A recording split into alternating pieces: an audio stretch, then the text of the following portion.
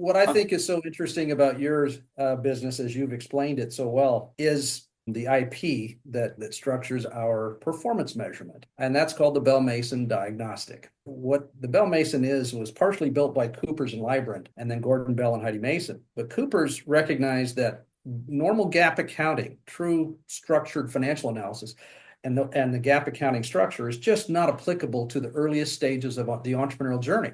Why a company like Jim's is going through deep cycles of R&D and product development, or yours is because it's so innovative, there's iterative steps to get people to change their thinking from the old way of thinking, and that takes time, and that takes small wins along the way.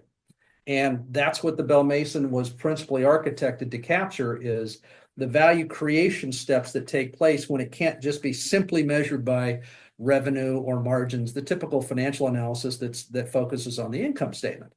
The balance sheet is where the business is built and the assets are measured and contained from an accounting standpoint.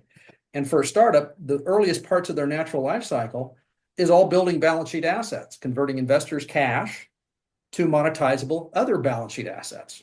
And when you can understand that, A, understand the importance of the balance sheet, and B, have a framework like the Bell Mason to track that objectively.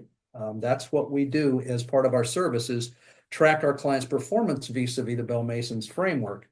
So in effect, we're creating securities analysis, or at least a framework to begin sound due diligence or securities analysis, so that people can, with a firm like Jim's and a firm like yours and Eric's and all of our clients, say, okay, whether you're a CPG company or you are a reinventing manufacturing and supply chains, or you're even a biotech company, there's a standardized way to do that analysis regardless of what stage of the startup journey. And that is the magic that gets captured in what's called our tear sheet. But that's not our genius.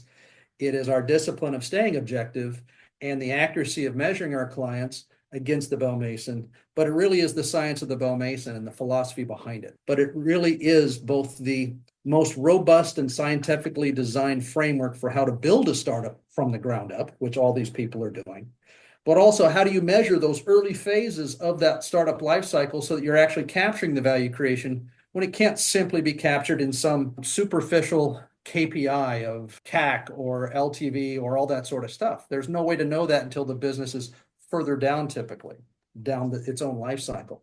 That doesn't mean entrepreneurs can't be rewarded and invested in confidently in the earlier stages if they're building the business soundly.